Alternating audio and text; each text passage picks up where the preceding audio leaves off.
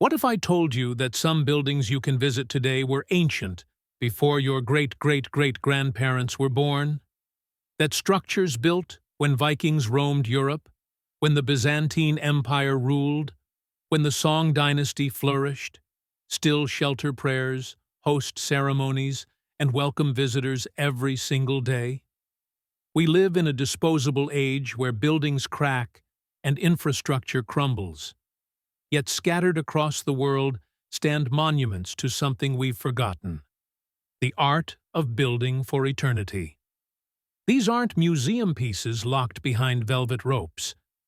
They're living, breathing spaces where footsteps echo across centuries. Today, I'll reveal the 15 most extraordinary buildings that have stood for over 1,000 years and remain in daily use. Some house secrets in their foundations, others employ engineering principles we're only now beginning to understand. And one, the most ancient, contains a mystery that modern architects still cannot fully explain. Stay to the end, because number one is a structure so impossibly ancient, so continuously used, that standing within its walls means occupying the exact same space as people from 90 generations past. Let's begin. Number 15. The Borobudur Temple, Java, Indonesia. Imagine the world's largest Buddhist monument rising from Javanese jungle, a mountain constructed from 2 million blocks of volcanic andesite, every surface carved with Buddha's path to enlightenment.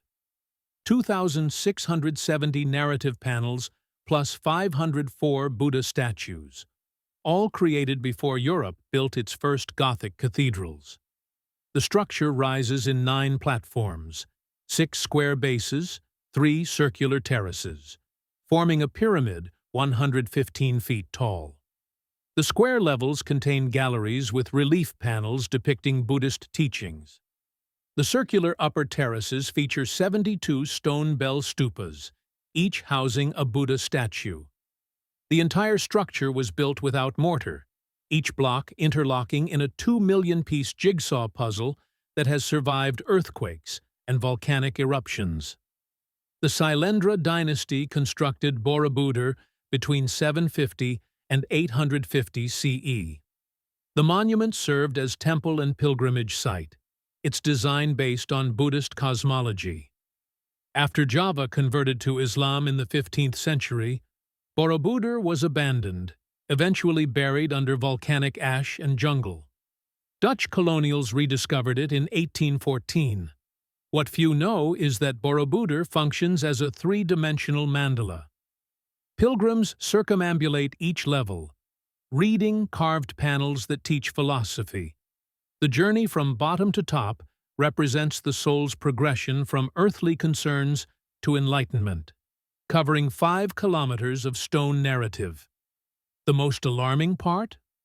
Borobudur sits on a fault line, yet survives major earthquakes.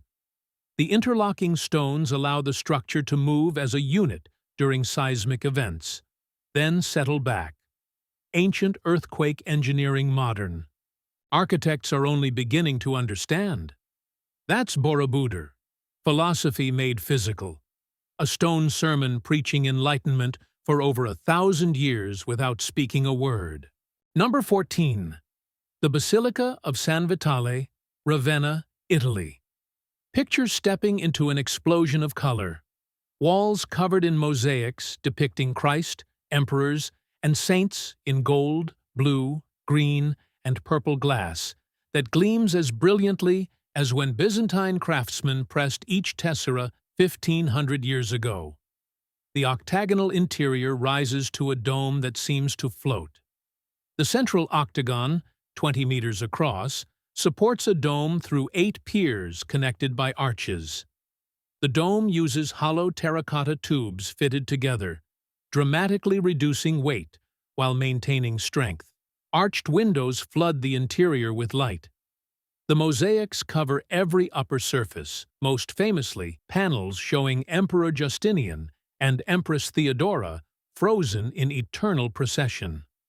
Bishop Ecclesias began construction in 527 CE, completed in 547. The mosaic panels were added after Justinian reconquered Ravenna from the Ostrogoths. Marble columns came from Greece and Asia Minor. The mosaic glass was manufactured in Constantinople using techniques producing colors unmatched in Western production. What few realize is that San Vitale directly inspired Charlemagne's Palatine Chapel at Aachen. Charlemagne visited Ravenna, saw this glory, and ordered his architects to recreate it. The columns he took from Ravenna itself. The most curious part? Despite 15 centuries and multiple regime changes, the mosaics remain nearly complete. A few panels damaged during World War II were restored, but the vast majority are original 6th century work, the oldest surviving large-scale Byzantine mosaics outside Constantinople. San Vitale is more than a church. It's Byzantium preserved in amber, proof that when art, architecture, and faith converge, the result transcends any empire. Number 13. Kandarya Mahadeva Temple, Khajuraho, India. Picture a mountain covered in 2,000 sculptures depicting gods and humans in every conceivable activity. Worship, combat, music, dance, and explicit sexuality rendered with the same devotional detail as images of deities. The Shikara rises 31 meters in a cluster, suggesting the Himalayan home of Shiva. The temple follows the northern Indian Nagara style, with sanctum, columned hall, and entrance porch aligned east-west. Every surface is carved. Bands of sculptures wrap the temple depicting celestial dancers, loving couples, animals, warriors, and gods. The honey-colored sandstone allowed sculptors extraordinary detail. Individual fingernails, fabric textures, jewelry ornaments rendered in three-dimensional relief. King Vidyadhara commissioned Kandarya Mahadeva around 1050 CE during the Chandela dynasty's peak.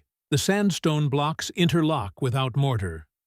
The Shikara is a cluster of smaller towers building to the central peak, distributing weight and creating visual complexity. What few know is that the temple was never abandoned, despite Victorian accounts claiming British explorers discovered it. Local communities maintained worship throughout Mughal rule and British colonization. Daily puja continues.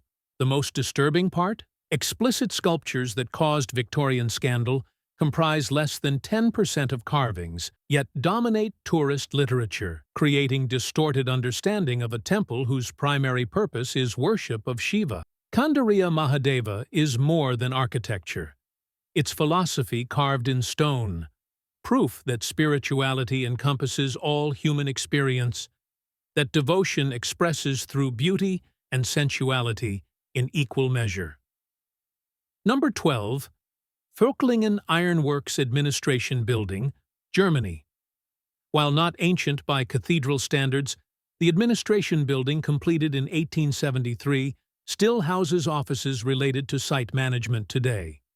This red brick Victorian structure coordinated one of Germany's largest iron producers.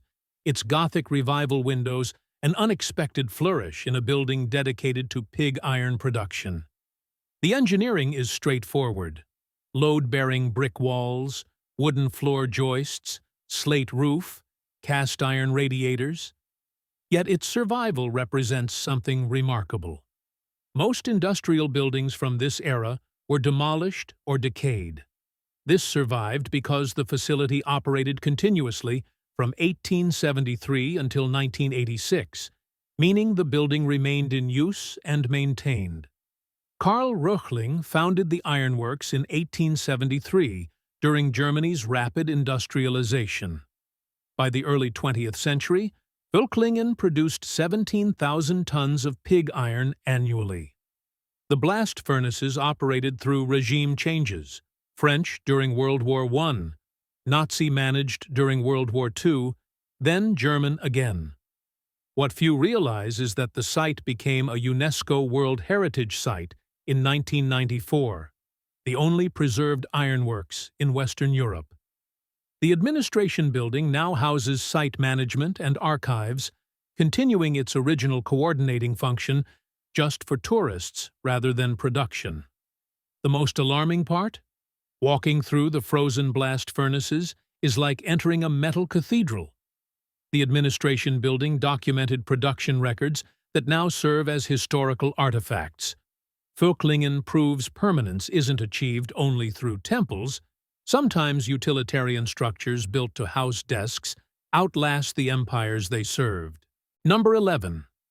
Rock-hewn churches of Lalibela, Ethiopia. Imagine churches not built, but excavated, carved downward into volcanic rock. Their roofs level with the ground, while interiors descend into living stone. 11 churches, each carved from a single piece of rock, connected by tunnels creating a subterranean holy city. The Church of St. George takes the form of a Greek cross, carved 25 meters deep. Its roof sits level with the courtyard, carved with a cross in relief. Every surface shows tool marks. Every corner reveals architectural intention. Columns mimic wooden construction, but they're solid rock. Windows pierce walls, but there was never masonry. Workers chiseled away, blocking rock. King Lalibela commissioned the churches in the late 12th and early 13th centuries, creating a New Jerusalem after Muslim conquests made Holy Land pilgrimage difficult for Ethiopian Christians. Workers carved from the top down, each church situated to catch rainwater through elaborate drainage systems that still function. The rock, volcanic tuff called scoria, allowed carving with iron tools but hardened when exposed to air. This required extraordinary spatial visualization. Any mistake would be permanent. What few know is that recent ground-penetrating radar suggests additional churches and tunnels remain undiscovered, still buried in the rock, their existence known from oral traditions but not yet excavated. The most curious part? The site receives pilgrims from across Ethiopia during religious festivals, when thousands gather for services continuing uninterrupted for 800 years. Lalibela is more than architecture. It's faith made tangible through subtraction, proof that devotion can move mountains by removing them grain by grain until only the sacred remains. Number 10. Aachen Cathedral, Aachen, Germany.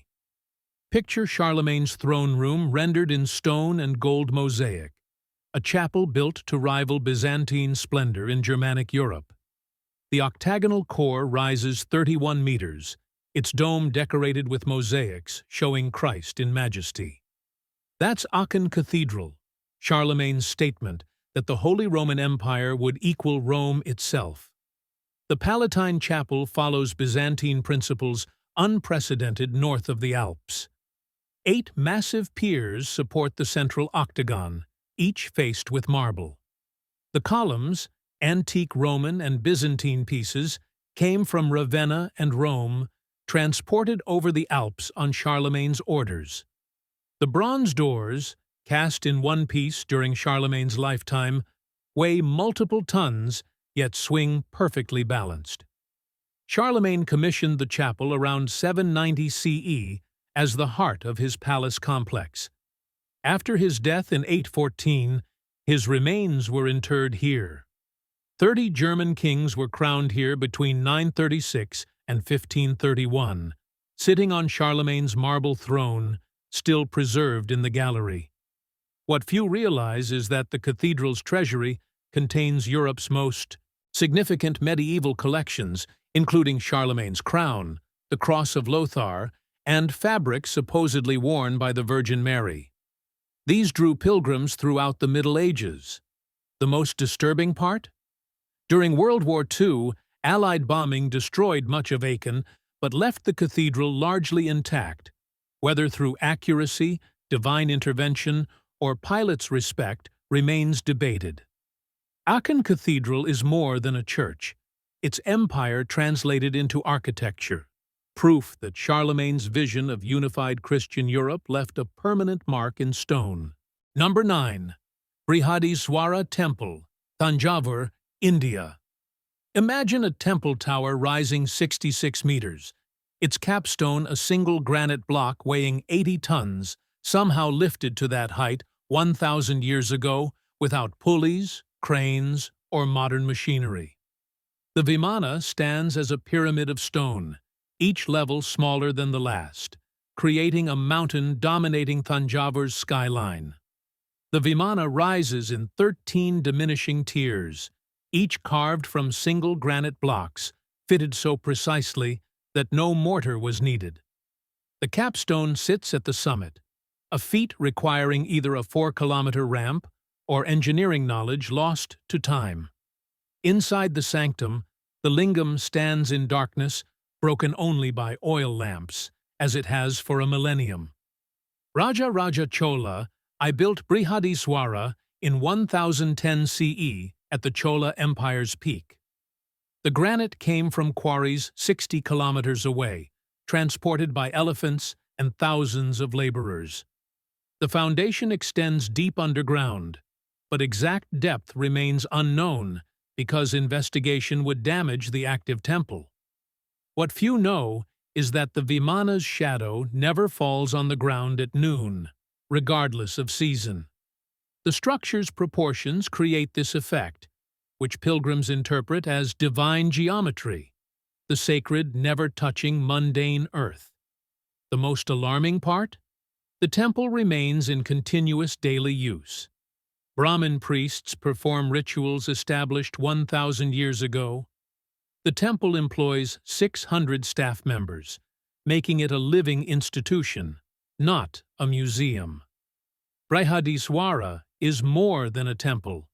It's proof that faith combined with engineering genius can create something that humbles even time. Number 8. The Mosque of Uqba, Kairouan, Tunisia. Picture a fortress of faith in North Africa, its massive walls enclosing a courtyard holding Muslim prayers since 670 CE, the oldest mosque in the Maghreb and fourth holiest city in Islam.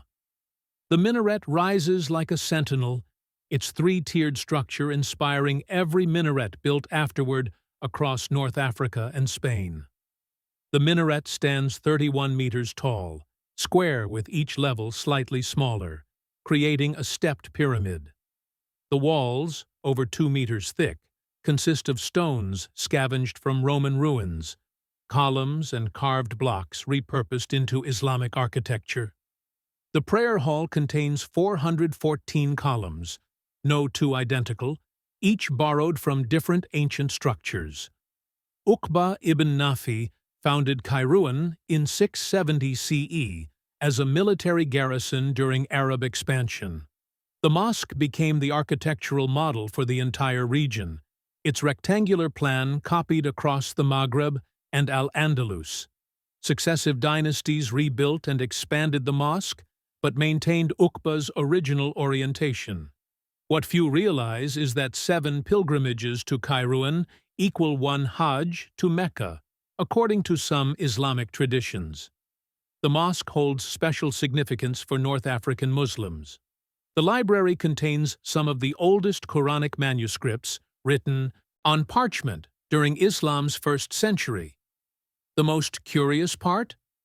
The water collection system includes cisterns built in the 9th century that still function, gathering rainwater that historically supplied the entire city during droughts. The Mosque of Uqba is more than architecture. It's transformation embodied, where Roman Empire became Islamic civilization, where stone that worshipped Jupiter now frames prayers to Allah. Number 7. Westminster Abbey, London, England. Imagine a church where every English monarch since 1066 has been crowned, where 17 monarchs lie buried, where poets and scientists rest beside kings.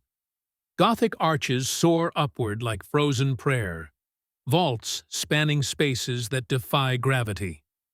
That's Westminster Abbey, Britain's national church, where Shakespeare and Darwin, Chaucer and Newton share stone floors. The nave stretches 102 meters, the highest Gothic vault in England at 31 meters. Pointed arches distribute weight outward through flying buttresses. The Lady Chapel features fan vaulting so complex that each stone required precise calculation. Stained glass windows filter light into jewel tones. Edward the Confessor rebuilt the abbey in 1065. William the Conqueror's coronation on Christmas Day, 1066, established Westminster as England's coronation church, a tradition unbroken since. Henry III rebuilt it in Gothic style starting in 1245. What few know is that Westminster Abbey isn't technically a cathedral. It's a royal peculiar, answering directly to the British monarch. Daily worship continues following traditions older than the English language spoken today. The coronation chair, built in 1296, still holds monarchs during crowning. The most disturbing part? The abbey contains over 3,000 burials beneath the floor you walk upon.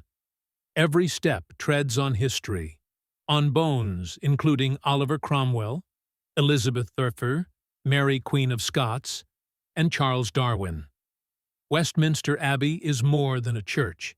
It's Britain's memory in stone, where national identity crystallizes in vaults echoing with prayer and coronation for nearly 1,000 years. Number 6. Al-Azhar Mosque, Cairo, Egypt. Picture a mosque that has been the heart of Islamic learning for over 1,000 years. Its students studying beneath courtyards where scholars debated during the Crusades. 4 minarets mark the corners, each from a different century. That's Al-Azhar, not just a mosque, but a university predating Oxford and Cambridge, where 30,000 students currently study. The central courtyard stretches open to sky, marble floor reflecting Egyptian sun through colonnades.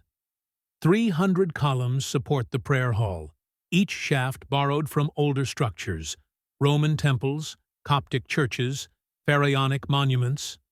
The mihrab features inlaid marble and carved stucco, appearing like frozen lace.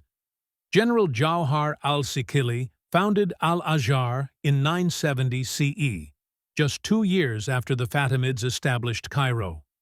Within years, it became a center of learning, attracting scholars from across the Islamic world. Al-Azhar survived Saladin's dissolution of the Fatimid Caliphate, Mamluk succession, Ottoman rule, Napoleon's invasion, each regime recognizing its spiritual authority. What few realize is that Al-Azhar remains Islam's most influential religious university, its fatwas carrying weight across Sunni Islam.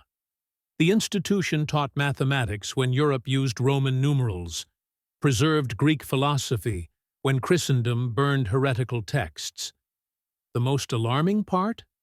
Friday prayers still fill the courtyard with thousands, their prostrations creating waves across marble floors, bearing the same ritual for over a millennium. Students study in adjacent buildings, laptops incongruous against walls, remembering when paper was precious.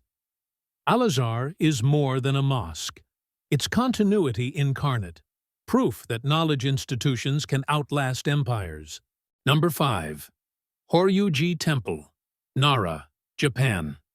Imagine the world's oldest surviving wooden structure, cypress pillars standing since 607 CE, each grain remembering a time before Islam, before the Tang dynasty peaked, when Europe writhed through dark ages.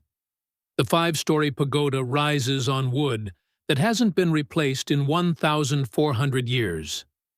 The pagoda stands 32 meters tall, each story progressively smaller, creating a tapered silhouette.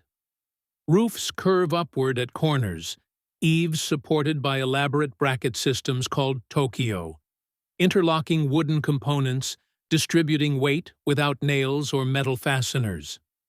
Japanese cypress called hinoki, harvested from trees already 300 years old when cut, provides extraordinary decay resistance. The secret lies in the central pillar, a 30-meter hinoki trunk hanging suspended, not touching the ground. When earthquakes strike, the pillar acts like a pendulum, swinging opposite to the building's movement and naturally stabilizing it.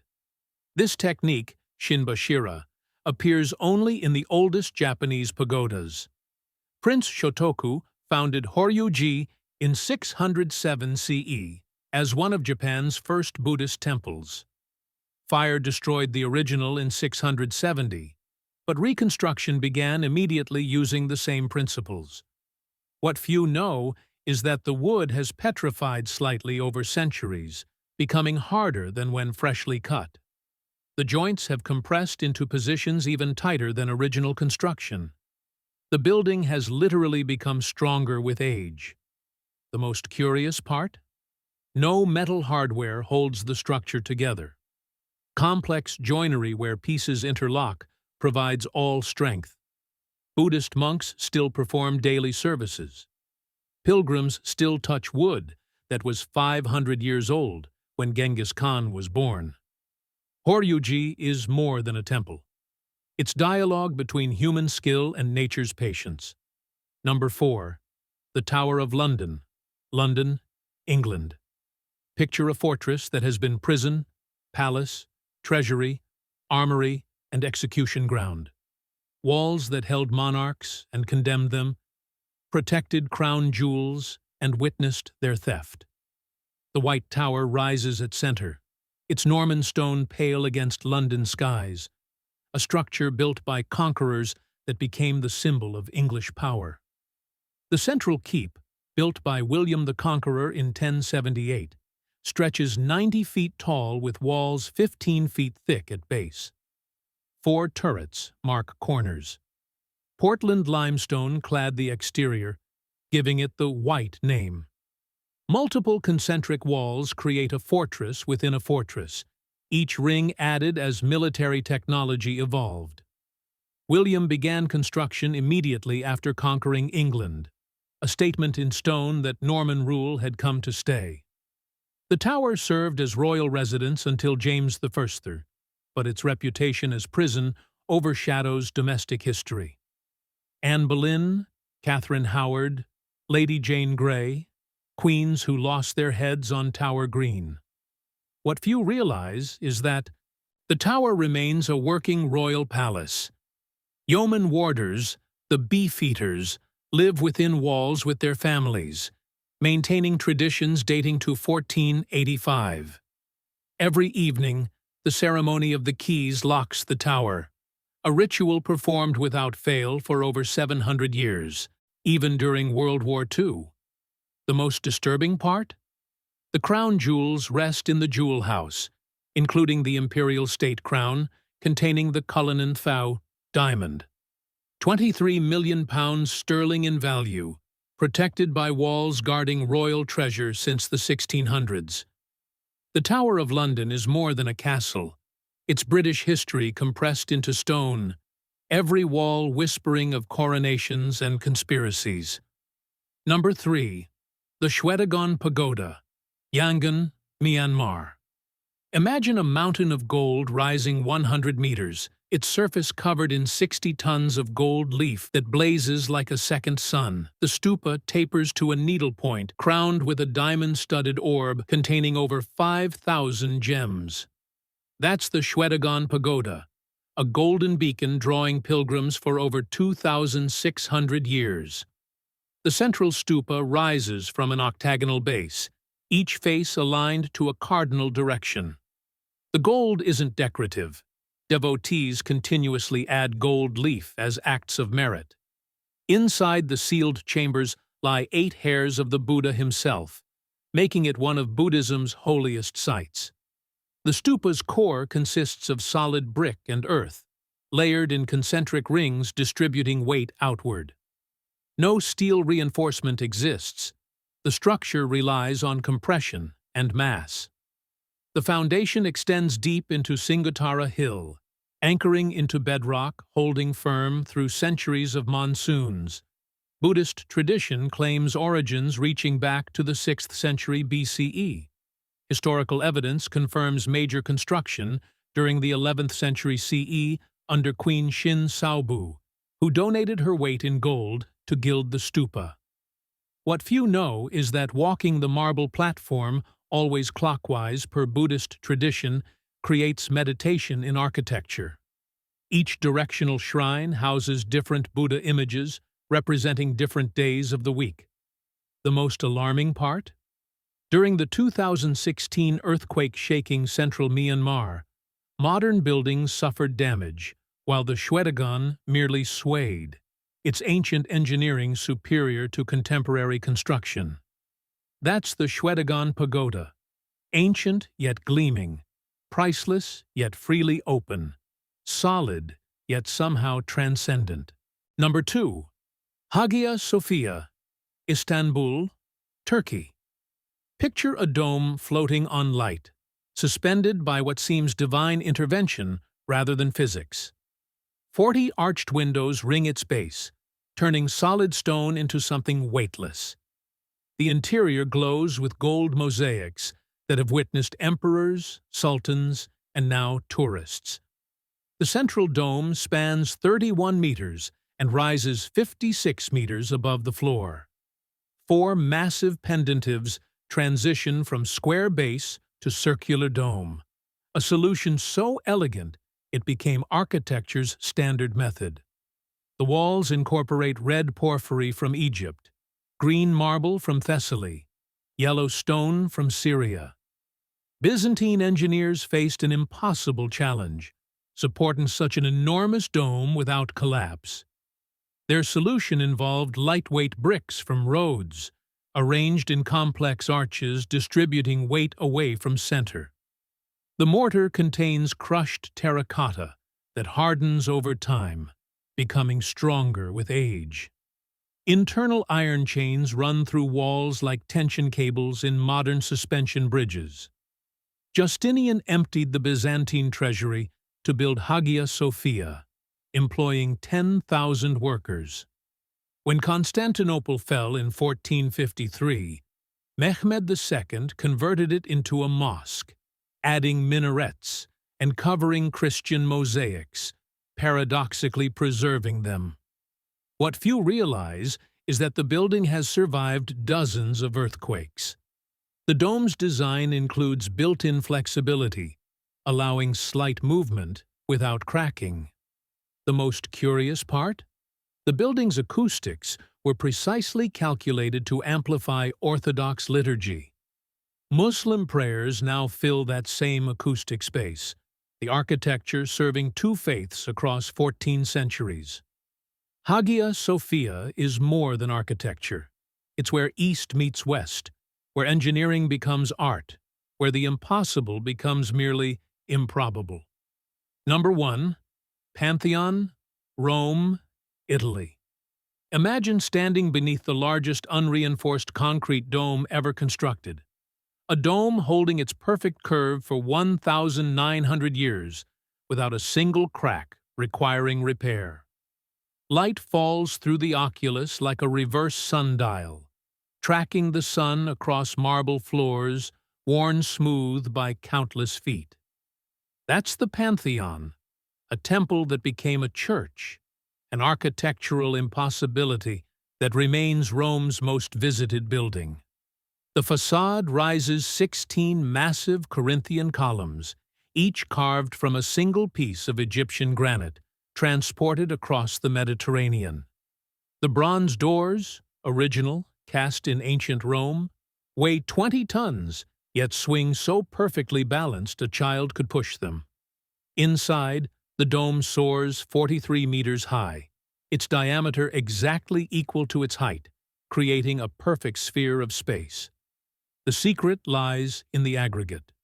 Roman engineers mixed volcanic ash from Pozzuoli with lime to create hydraulic cement that strengthens over time.